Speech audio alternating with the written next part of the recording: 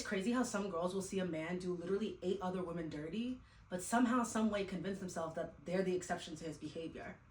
Respectfully, snap the out of it. Hello? Girl, wake up. If there's one thing that you take with you through this life and never, ever, ever forget about, it's believing people when they show you exactly who they are. Not their potential, not who you wish they could be, and most definitely not the delusional version of them that you created inside of your head. Believe them when they show you who they are. A lot of women get wrapped up in wanting to change a man, because why do you want to have to be with someone who you have to...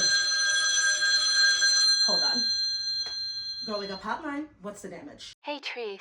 I was seeing this guy for a couple months, but once things ended, I'm pretty sure he started sleeping around. Now he's back, and he says he's changed and ready for a relationship. But I don't know. Girl, wake the hell up.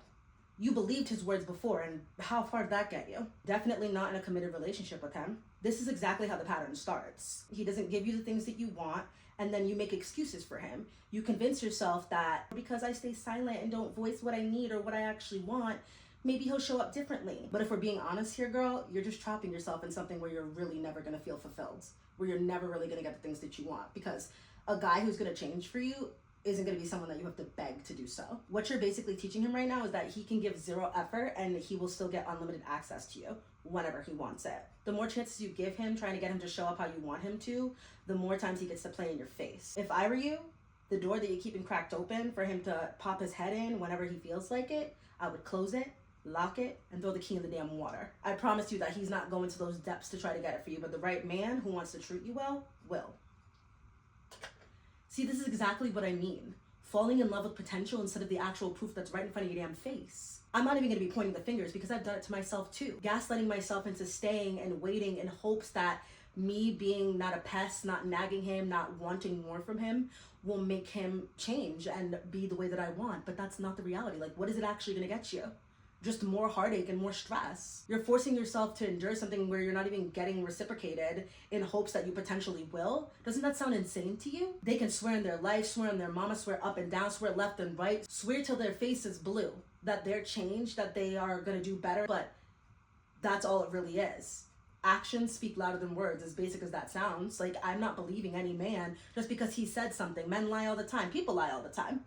You better go lie to your mama because you're not lying to me. Something that I used to do that was really, really, really sickening was try to understand why people were doing the things that they were doing, why they were having certain behaviors that they have. But the thing is, it doesn't matter if you understand the behavior. All you're gonna end up doing is trying to make excuses for them when they're not even giving you an excuse themselves. And maybe they are giving you excuses, but they're not good. They ain't shit. Understanding the behavior doesn't excuse the behavior. People act the way they are by choice.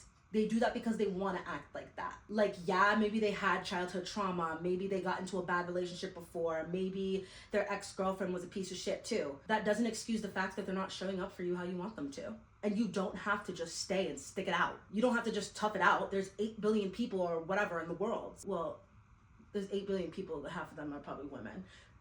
Maybe you want to swing that way. Do whatever you like. Nobody's judging you over here. It's a free country now. But you are allowed to love who you want and do what you want, and you don't have to settle for someone who ain't shit. You can be empathetic, you can be compassionate, you can be understanding about what they've gone through and what maybe made them the way that they are, without having to have it come at the cost of yourself, without having to have it come at the cost of missing out on the kind of love that you want or the kind of partner that you want.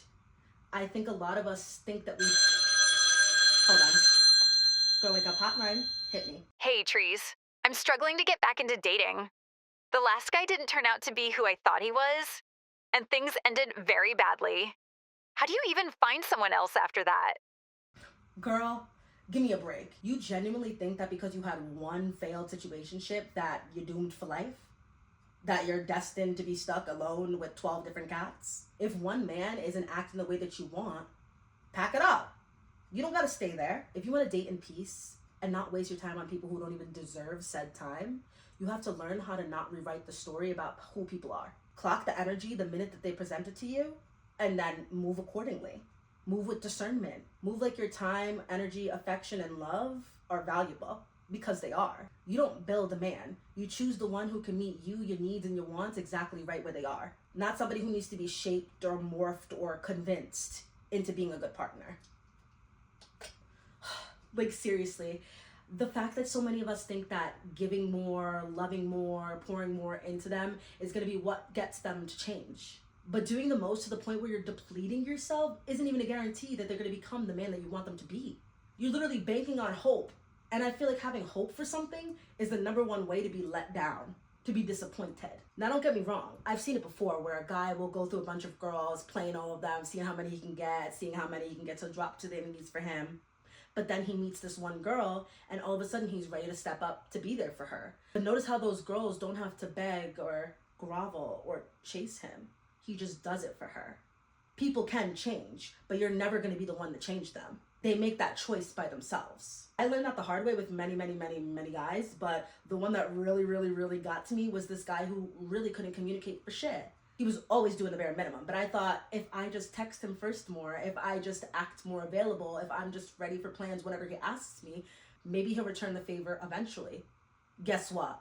He didn't. You suffering through it and waiting for him to change isn't even a guarantee that it'll actually happen. So stop dating who they could be and date what's right in front of you.